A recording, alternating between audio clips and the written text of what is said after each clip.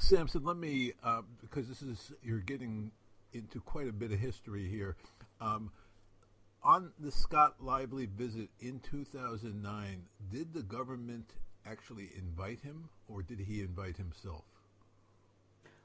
In 2002, he first came here. So when he came here, he tried to mobilize allies. And of course, Uganda is a religious nation, and many religious leaders have friends and contacts in US. So it is believed in 2002, he came on connections of his friends.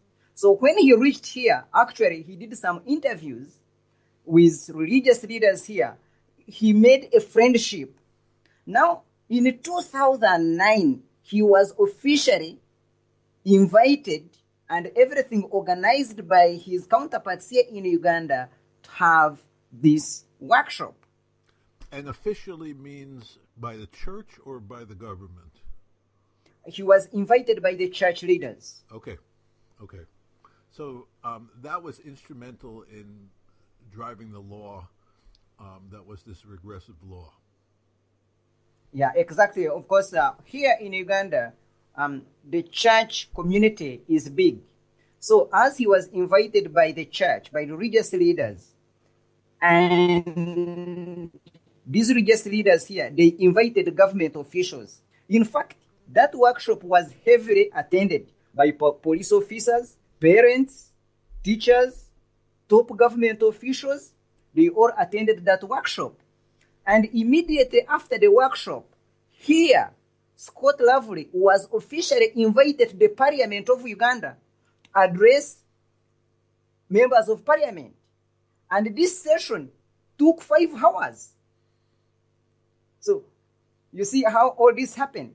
And it did not stop there. He even went on state television, Uganda Broadcasting Services, and even addressed the whole nation and showing them how homosexuality is dangerous, how homosexuals are dangerous people, and their plan is to destroy the marriage and families which are existing or which the public is seeing in Uganda. So people took that.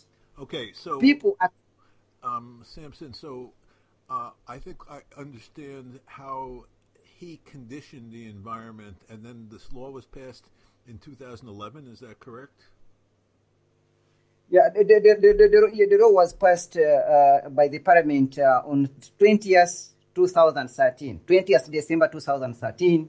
Then the President signed it on 24th December 2014. Okay, but now the law has been weakened, or its enforcement is lessened? Yeah, of course, after passing of this law, the international community partnered with local organizations here, and this law was later watered down on 1st August 2014.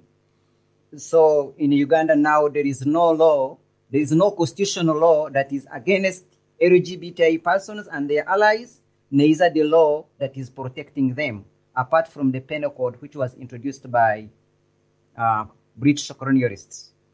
Okay, so that I guess brings us back to the present, and that's a good bit of background.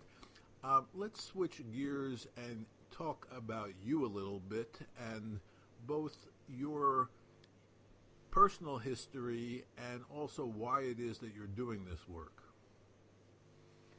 Okay, thank you, Professor. You know, my history here, my history is big, but I'm going to make it brief for our listeners.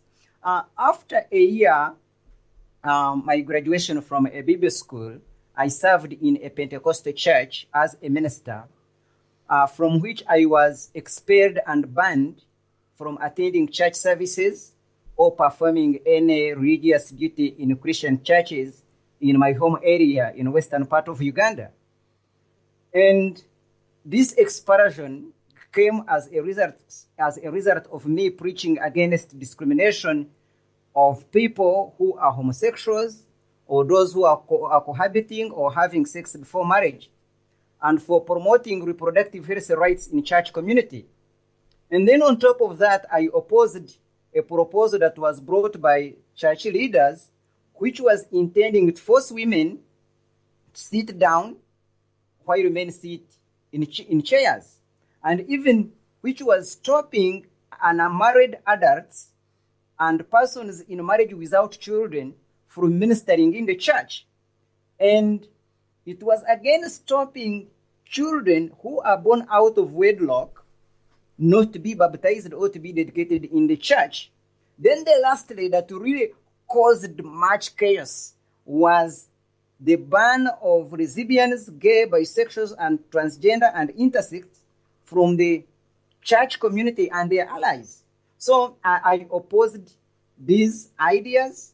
So my church leaders and the elders, they said, Samson, we cannot keep you in our church. You are a dangerous person. So looking at this background, Samson, when did that happen? So when did you leave the church? I left the church around 2006. Okay. Yeah.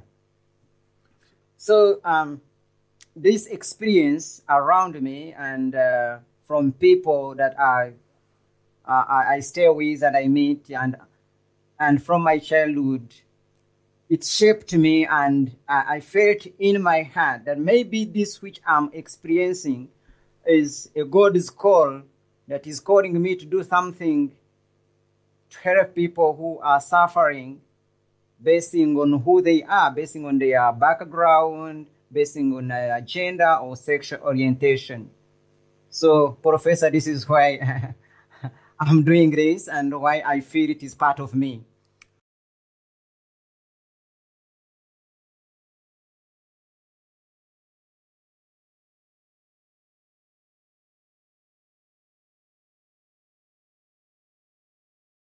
Reverend, in dialogue, there is a principle understanding the other person. There is understanding one another. Yes.